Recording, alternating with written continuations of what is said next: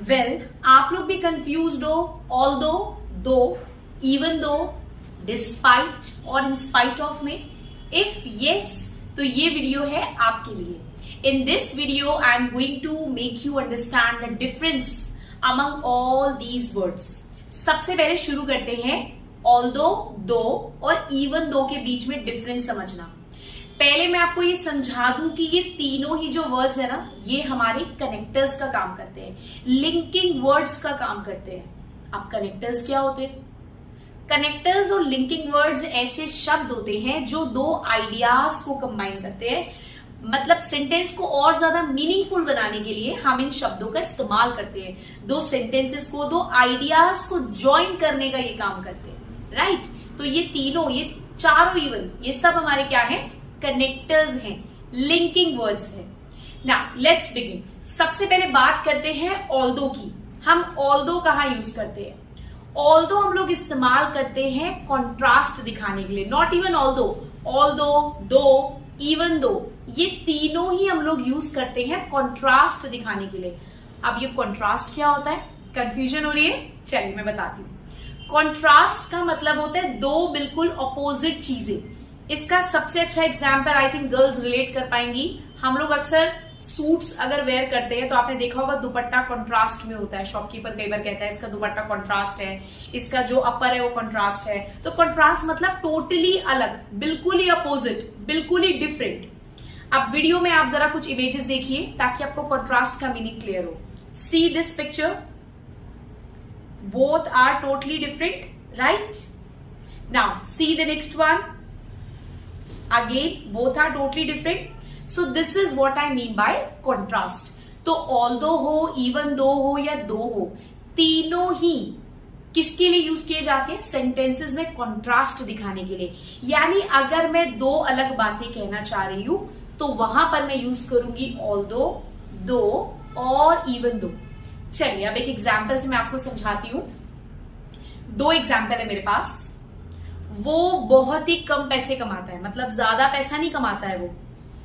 और एक सेंटेंस और ले लेते हैं। पहला सेंटेंस हो गया वो पैसे ज्यादा नहीं कमाता, ही डजंट अर्न वेल। अब एक दूसरा सेंटेंस लेते हैं, वो लाइफ बहुत बढ़िया जीता है, he lives a lavish life. दो सेंटेंसेस मैंने आपको बताए हैं, he doesn't earn well, second he lives a lavish life. अब आप दोनों सेंटेंसेस में देखिए कितना अंतर है। भाई पहले सेंटेंस में तो हम कह रहे हैं कि वो बढ़िया कमाता ही नहीं, अच्छी उसकी कमाई है ही नहीं, और दूसरे सेंटेंस में हमने क्या बोला? और लाइफ बड़ी अच्छी जीता है। अब दोनों बातें अपोजिट हैं या नहीं? बिल्कुल अलग है एक दूसरे से। अब इन दोनों को मैं कनेक्ट करूंगी ऑल्दो की मदद से। Let's understand. Although he doesn't earn well, comma he lives a lavish life. यानी कि वो पैसा इतना अच्छा नहीं कमाता और लाइफ राजाओं वाली जीता है। Although he doesn't earn well, comma he lives a lavish life, right? I hope you understood that. So basically although, though या इवन दो, तीनों का ही आप लोग इस्तेमाल करते हैं जब आप दो अपोजिट सेंटेंसेस बोलने जा रहे हैं। ऐसे दो सेंटेंसेस जो एक दूसरे से बिल्कुल ही अलग है। Now let's understand where do we use though, THOUGH, though. अब ऑल्दो और दो दोनों ही सिमिलर है, hardly there is a difference guys, almost both of them are same. If I talk about though, though is just similar to although. Example लेके चलते हैं। Though she didn't study well, comma she cleared the exam. Though she didn't study well, यानी कि उसने पढ़ाई करी ही नहीं लेकिन एग्जाम क्लियर कर लिया। अब दोनों अपोजिट बातें हैं, राइट? दोनों बातों में कॉन्ट्रास्ट आ रहा है, दोनों ही बिल्कुल अलग आइडियाज रिप्रेजेंट कर रहे हैं। भाई जब पढ़ाई करी नहीं तो एग्जाम तो क्लियर होना नहीं चाहिए था, लेकिन उसने पढ़ाई नहीं करी, एग्जाम तब भी क्लियर कर लिया। तो दो अपोजिट बातें हुई, राइट? तो ऑल्दो की तरह दो को भी हम लोग दो अपोजिट कॉन्ट्रास्टिंग आइडियाज को रिप्रेजेंट करने के लिए ही इस्तेमाल करते हैं। लेकिन जो डिफरेंस है वो बहुत ही माइन्यूट सा है गाइस।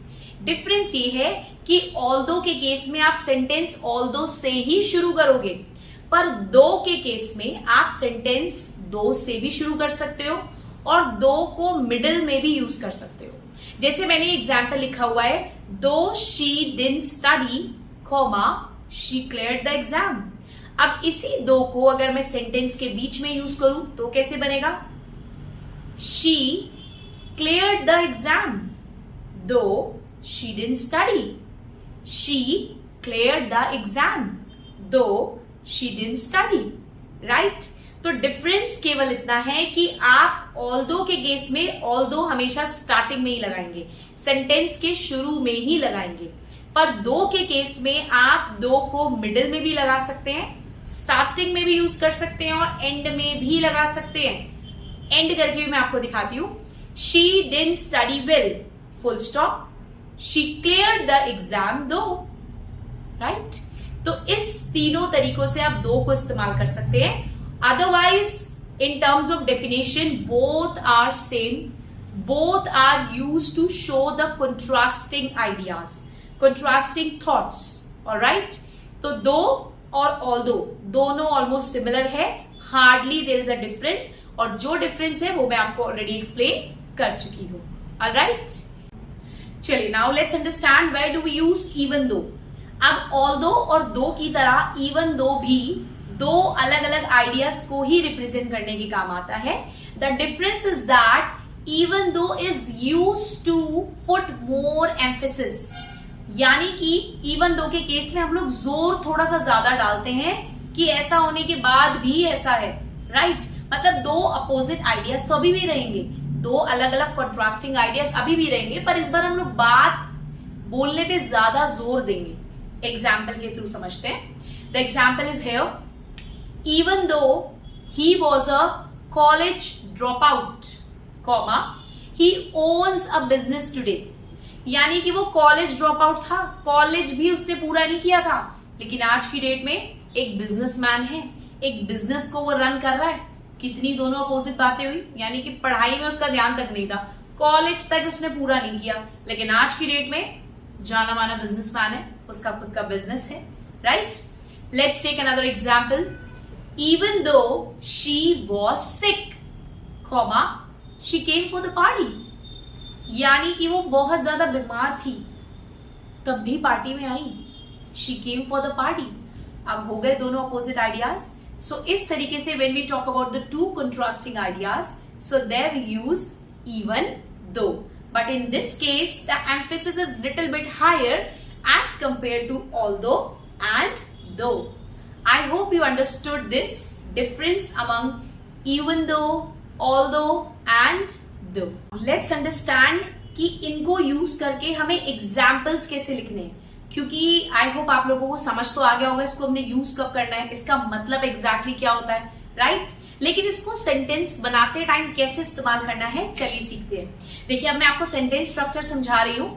सबसे पहले आपने स्टार्टिंग में ऑल्दो, इवन दो, दो जो भी आप लगाना चाहते हैं आप यूज कर सकते हैं, प्लस आप इसके बाद ऐड करेंगे एक क्लॉज। क्लॉज क्या होता है मैं बताती हूँ। क्लॉज यानी एक ऐसा सेंटेंस जहां पे एक सब्जेक्ट और एक वर्ब होना चाहिए। सब्जेक्ट क्या होता है? जिसकी बात हो रही होती है, जिसके बारे में बात हो रही होती है, और वर्ब आपको पता ही है, राइट? चलिए एग्जाम्पल लेके चलते हैं। Although I was tired, comma, I did the hike. Although I was tired, comma, I did the hike. अब इस एग्जाम्पल में ध्यान से देखिए, although मैंने स्टार्टिंग में यूज करा और although के बाद जो मैंने सेंटेंस यूज करा, बल्कि एक क्लॉज मैंने यहाँ पे यूज करा है, और इस क्लॉज में मैंने क्या बोला था? एक सब्जेक्ट और एक वर्ब होना चाहिए। तो although I was tired, तो सब्जेक्ट कौन हो गया? I, right? और हमारा वर्ब का रोल क्या प्ले कर रहा है? was. Although I was tired, comma, I did the hike. Right? Now let's take an example with दो। अब दो यूज करके भी एक एग्जाम्पल ले लेते हैं। दो plus topic was difficult, comma, I understood it. यानी टॉपिक बहुत ही मुश्किल था पर मुझे समझ आ गया, राइट? अब दोनों अलग अलग बातें हैं। टॉपिक मुश्किल था तो समझ तो नहीं आना चाहिए था, टॉपिक मुश्किल था लेकिन मुझे समझ आ गया, दो अलग अलग बातें हुई, राइट? सो दो topic was difficult comma I understood it. अब इस सेंटेंस में भी आप स्ट्रक्चर ध्यान से देखिए, दो के बाद हमारा जो सब्जेक्ट, मैंने आपको बोला था ना, दो के बाद आपने एक ऐसा क्लॉज यूज करना है। क्लॉज सुन के कंफ्यूज मत होइएगा। क्लॉज मतलब एक ऐसा सेंटेंस जहां पर एक सब्जेक्ट और एक वर्ब होना चाहिए। दो कॉमा टॉपिक वॉज डिफिकल्ट। अब टॉपिक यहां पे क्या हो गया? सब्जेक्ट, क्योंकि टॉपिक की बात हो रही है, जिसकी बात होती है वो सब्जेक्ट होता है। और वॉज हमारा यहाँ पे क्या हो गया? Verb. Topic was difficult comma I understood it. I hope it's clear. तो ऑल्दो, दो या इवन दो, तीनों के केसेस में आपने सेंटेंस कैसे फ्रेम करना है? ऑल्दो, दो, इवन दो, जो भी आप लगाना चाहते हैं लगाइए, प्लस इसके बाद आपने क्लॉज यूज करना है, यानी एक ऐसा सेंटेंस जहां एक वर्ब आ रहा हो या एक सब्जेक्ट आ रहा हो और साथ में एक वर्ब भी आ रहा हो, तभी आप इसको यूज कर सकते हैं। ओके, अब एक एग्जाम्पल लास्ट इवन दो का भी इस्तेमाल करके चलते हैं। देखिए, even though they are millionaires comma they live a normal life. अब even though plus they are millionaires. अब यहां पे देखिए सेंटेंस में दे हमारा क्या हो गया? सब्जेक्ट हो गया, और आर हमारा क्या हो गया? वर्ब हो गया। So even though they are millionaires comma they live a normal life. I hope it's clear. दोनों अलग अलग सेंटेंसेस हैं। वो लोग कहने को तो इतने बड़े अरबपति हैं, लेकिन कैसा जीवन जीते? एक आम जीवन, साधारण सा जीवन जीते। सो that's how you can use although, दो एंड इवन दो। अब आप लोगों ने एग्जाम्पल्स के थ्रू मुझे समझाना है कि आप इसको यूज करना सीख पाए या नहीं।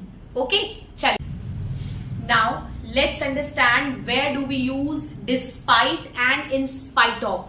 काफी ज्यादा ये क्वेश्चन क्लास में भी स्टूडेंट्स पुट अप करते हैं कि मैम ये डिस्पाइट कहाँ यूज होता है। हमने बहुत ज्यादा पढ़ा है डिस्पाइट का हम इस्तेमाल कहाँ करते हैं। चलिए let's understand despite and in spite of, दोनों में डिफरेंस क्या है। सबसे पहली चीज, ये दोनों ही हमारी प्रेपोजिशंस हैं, राइट। और जैसे ऑल्दो, दो और इवन दो यूज किए जाते हैं, इनको भी वैसे ही इस्तेमाल किया जाता है। ये दोनों भी कॉन्ट्रास्ट शो करती है दो सेंटेंसेस के बीच में, राइट। यानी कि दो अपोजिट आइडियाज को ही रिप्रेजेंट करने के लिए हम डिस्पाइट और इन स्पाइट ऑफ का यूज करते हैं। दोनों में जो एक माइन्यूट सा डिफरेंस है, एक स्लाइट डिफरेंस है, वो ये है कि डिस्पाइट एक फॉर्मल वे में इस्तेमाल किया जाने वाला प्रेपोजिशन है, जबकि इन स्पाइट ऑफ थोड़ा सा इनफॉर्मल है, राइट। तो यूज करते टाइम ये आप ध्यान रखिएगा कि डिस्पाइट एक फॉर्मल वे है, इन स्पाइट ऑफ एक इनफॉर्मल वे है, बट यूज सेम है, दोनों ही कंट्रास्ट शो करने के काम आएंगे। तीसरी एक सिमिलैरिटी और ध्यान रखिएगा कि डिस्पाइट और इन स्पाइट ऑफ आप सेंटेंस के शुरू में भी लगा सकते हैं दोनों, और सेंटेंस के बीच में भी लगा सकते हैं। बोथ विल रिमेन करेक्ट, दोनों ही सही होंगे।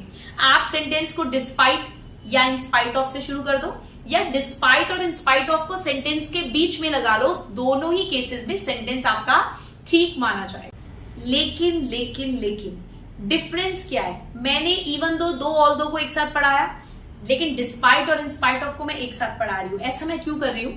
दोनों में जो डिफरेंस है ना गाइस, वो है इनके स्ट्रक्चर्स का। जो सबसे ज्यादा गलती एक इंग्लिश स्पीकर करता है, that is between their structures. देखिए, ऑल्दो, दो और इवन दो, इनके केस में आप इनके तुरंत बाद क्या लगाएंगे? क्लॉज। क्लॉज क्या होता है मैंने आपको ऑलरेडी एक्सप्लेन कर दिया है, यानी एक सब्जेक्ट और एक वर्ब आना चाहिए एक सेंटेंस में, उसके बाद आप इसको इस्तेमाल करेंगे। लेकिन अगर मैं बात करूं डिस्पाइट या इंस्पाइट ऑफ की, तो despite and in spite of are followed either by a noun और ईदर बाय अ जेरेंड। यानी डिस्पाइट और इंस्पाइट ऑफ के तुरंत बाद या तो आपने यूज करना है नाउन या आपने यूज करना है जेरेंड। नाउन आई होप आप लोगों को पता है, name, place, animal, thing, quality, condition. तो या तो आप यूज करेंगे कोई नाउन, वर्ब नहीं यूज करना, मतलब कोई क्लॉज आपने यूज नहीं करना जहां एक सब्जेक्ट और एक वर्ब आ रहा हो, नहीं। डिस्पाइट या इंस्पाइट ऑफ के तुरंत बाद या तो कोई नाउन आना चाहिए या कोई आना चाहिए जेरेंड। तो नाउन ऑलरेडी आप लोगों को क्लियर है, जेरेंड में समझा देती हूं। देखिए, जेरेंड होती है वर्ब की आईएनजी फॉर्म। जब वर्ब की आईएनजी फॉर्म एक नाउन की तरह यूज होती है ना, इसको हम लोग बोलते हैं gerund. Okay, let's take an example. Swimming is a very good exercise. Swimming एक बहुत ही अच्छी एक्सरसाइज है। अब स्विमिंग क्या है, एक वर्ब है, वर्ब की आईएनजी फॉर्म है, पर ये यूज कैसे हो रहा है सेंटेंस में, एक नाउन की तरह, एक एक्टिविटी की तरह, right. Swimming is a best exercise, correct. तो ये जो स्विमिंग, जॉगिंग, डांसिंग, सिंगिंग, ये जो वर्ब की आईएनजी फॉर्म है, जो नाउन की तरह इस्तेमाल होती है, इनको हम लोग बोलते हैं जेरेंड। ओके, चलिए अब वापस से डिस्पाइट और इंस्पाइट ऑफ पे चलते हैं। अब एग्जाम्पल के थ्रू मैं आपको बताती हूं। Despite his faults, comma, his mother loves him. अब सेंटेंस में देखिए, डिस्पाइट हिज फॉल्ट्स, फॉल्ट्स मतलब कमियां, राइट। अब कमियां, ये सब कमियां क्या है, फॉल्ट क्या है, एक नाउन है, एक संज्ञा है। तो डिस्पाइट हिज फॉल्ट्स, इतनी सारी कमियों के बाद भी, comma, his mother loves him, उसकी मां उससे बहुत प्यार करती है। तो दोनों अपोजिट आइडियाज हुए। इतनी कमियों के बावजूद भी आपसे कौन ही प्यार करेगा, बट इतनी कमी होने के बाद भी उसकी मम्मी उससे बहुत प्यार करती है। तो despite his faults, comma, his mother loves him. तो मीनिंग सेम निकल के आ रहा है, बस डिफरेंस है दोनों के स्ट्रक्चर में। इवन दो, ऑल्दो, दो के केस में आपने एक सब्जेक्ट और वर्ब इस्तेमाल करना होता है, लेकिन डिस्पाइट या इंस्पाइट ऑफ के एकदम बाद आप या तो नाउन यूज कर सकते हो या फिर वर्ब की आईएनजी फॉर्म, जिसको हम लोग जेरेंड कहते हैं। अब यही एग्जाम्पल अगर मैं इंस्पाइट ऑफ से बनाऊं तो क्या बनेगा, in spite of his faults, comma, his mother loves him. यानी इतनी सारी, सेम मीनिंग हम लोग बोलेंगे यहां पर भी, इतने सारे फॉल्ट्स के बाद भी उसकी मां उससे बहुत प्यार करती है। तो डेफिनेशन भी सेम है, मीनिंग भी ये सेम ही हमें दे रहा है। चलिए अब मैं आपको एक और एग्जाम्पल देती हूं, ठीक है, और वहां पे मैं डिस्पाइट और इंस्पाइट ऑफ को सेंटेंस के मिड में आपको यूज करके बताऊंगी। Let's begin. So he put on 2 kilos despite jogging, या फिर हम कह सकते हैं he put on 2 kilos in spite of jogging. अब यहां पे देखिए, मैंने डिस्पाइट और इंस्पाइट ऑफ को सेंटेंस के मिडिल में यूज किया, तो आप चाहो तो इन्हें स्टार्टिंग में यूज कर लो, चाहे तो इन्हें मिडिल में यूज कर लो। अब यहां पर ध्यान दीजिए, ही पुट ऑन 2 kilos यानी उसका 2 किलो वजन बढ़ गया, डिस्पाइट जॉगिंग। अब यहां पे मैंने डिस्पाइट के तुरंत बाद क्या यूज करा है, जॉगिंग, और जॉगिंग क्या है, वर्ब की आईएनजी वाली फॉर्म, ठीक है। तो डिस्पाइट या इंस्पाइट ऑफ के बाद आपने ध्यान रखना है, या तो कोई नाउन आएगा, जैसे पिछले एग्जाम्पल में हमने फॉल्ट वर्ड यूज करा, वो नाउन था, और इस एग्जाम्पल में क्या आ रहा है, वर्ब की आईएनजी फॉर्म। तो डिस्पाइट या इंस्पाइट ऑफ के एकदम बाद आपने क्या लगाना है सेंटेंस में, या तो नाउन या वर्ब की ING form. Alright, so he put on 2 kilos despite jogging, और he put on 2 kilos in spite jogging, in spite of jogging, my bad, in spite of jogging। तो दोनों ही एग्जाम्पल्स में आपको ऑलमोस्ट कोई difference दिख नहीं रहा होगा, क्योंकि कोई डिफरेंस है भी नहीं। डिफरेंस केवल इतना ही है कि इन स्पाइट ऑफ थोड़ा इनफॉर्मल है और डिस्पाइट एक फॉर्मल प्रीपोजिशन है। एक सबसे इंपॉर्टेंट टिप जो मैं आपको इस वीडियो के एंड में देना चाहती हूं वो ये है, अक्सर मैंने लोगों को देखा है वो बोलते हैं despite of, wrong. We never say despite of. We never use the of preposition with despite. आप in spite of कह सकते हैं, लेकिन आप despite of नहीं कहेंगे। You will always say despite. Otherwise, grammatically it will be incorrect. अब आपको ये भी लग रहा होगा इस वीडियो को देखकर इतना हमें क्या ही हमारे मतलब ग्रामेटिकल स्ट्रक्चर्स में चेंज आ जाएगा, जो मैम ने इतना बड़ा टॉपिक हमें पढ़ाया है। इनको यूज करके आप अपने स्ट्रक्चर को, अपनी इंग्लिश को 2 स्टेप ऊपर लेके जा सकते हैं गाइज। मैं आपको बताती हूँ कैसे। फॉर एन एग्जाम्पल, किसी ने आपसे क्वेश्चन पूछा, do you like web series और मूवीज, ठीक है। तो जनरली हम लोग कैसे आंसर देते हैं, well I prefer web series over watching movies, या फिर हम लोग बोल सकते हैं well I like to watch movies more than web series, right. लेकिन अगर इसी क्वेश्चन का आंसर आप इन कनेक्टर्स को, इन लिंकिंग वर्ड्स को यूज करके दें, तो आंसर अपने आप ही अपग्रेडेड लगेगा। चलिए मैं आपको बताती हूं। For an example, same question was asked from me that Sonia do you like web series और movies, then how will I frame my answer. Although web series are quite popular, comma, I still love to watch movies as they contain a short story. They don't have too many episodes and it also saves my time a lot, right? Same example आप सुनिए इधर, although web series are quite popular, यानी कि web series काफी ज्यादा popular है, इसमें कोई दो राय नहीं है, लेकिन मुझे तब भी मूवीज ज्यादा अच्छी लगती है, क्योंकि एक तो शॉर्ट स्टोरीज होती है, बहुत ज्यादा लंबी नहीं होती, बहुत सारे एपिसोड्स नहीं होते, बहुत सारे सीजन्स नहीं होते, और कहीं ना कहीं मेरा टाइम भी बचाती है। तो इसीलिए मुझे मूवीज वेब सीरीज से ज्यादा अच्छी लगती है। तो एक नॉर्मल आंसर को देखिए और एक ऑल्दो को यूज किए हुए आंसर को देखिए, डिफरेंस आपको समझ आ रहा है? आप सेंटेंस में देखिए, although web series are popular. अब ऑल्दो के बाद मैंने क्या यूज करा है, एक ऐसा क्लॉज जहां पे एक सब्जेक्ट आ रहा है, सब्जेक्ट मेरा क्या हुआ, वेब सीरीज, राइट, और आर मेरा क्या हो गया, verb. Although web series are popular. अब इसी सेंटेंस को अगर मैं डिस्पाइट करके बोलूं तो मैं कैसे बोलूंगी, चलिए, despite popularity of web series, comma, I love to watch movies as they are short and saves the time. अब इस आंसर में मैंने सिर्फ इतना सा चेंज किया कि डिस्पाइट के बाद मैंने क्या यूज करी, वर्ब की एक नाउन यूज करा, सॉरी वर्ब की आईएनजी फॉर्म तो नहीं यूज करी, एक नाउन यूज करा, despite popularity of web series, यानी वेब सीरीज की पॉपुलैरिटी के बाद भी मुझे क्या देखना अच्छा लगता है, मूवीज। तो पॉपुलैरिटी हमारा क्या है, नाउन ही तो है, राइट? तो डिस्पाइट के बाद आप क्या यूज करेंगे, नाउन या फिर वर्ब की आईएनजी फॉर्म। लेकिन ऑल्दो, दो और इवन दो के बाद आप क्या यूज करेंगे, एक ऐसा सेंटेंस जहां एक सब्जेक्ट और एक वर्ब होना चाहिए। Okay, so that's how you can upgrade, you can ameliorate your spoken skills by using these linking words. So guys, the video ends here, लेकिन आप लोगों के लिए है एक होमवर्क। अब स्क्रीन पे आपको कुछ सेंटेंसेस नजर आएंगे, इन सेंटेंसेस को आपने फिल करना है despite, in spite of, although, दो और इवन दो को यूज करके। And the first sentence is here. Now second one is here, third one is here. अब इसके एग्जाम्पल्स के आंसर आप मुझे ड्रॉप करेंगे कमेंट सेक्शन में, ऑलराइट? और इनको यूज करके आप लोग भी मुझे बताएंगे कि आपको ये टॉपिक कितना समझ में आया, because it's quite useful to uplift your English, alright? If you like the video, then share with those friends who are in the dire need to learn these, although, though, even though, spite, in spite of, and despite. And don't forget to press the bell icon and subscribe to our channel for more such interesting videos. Ciao everyone.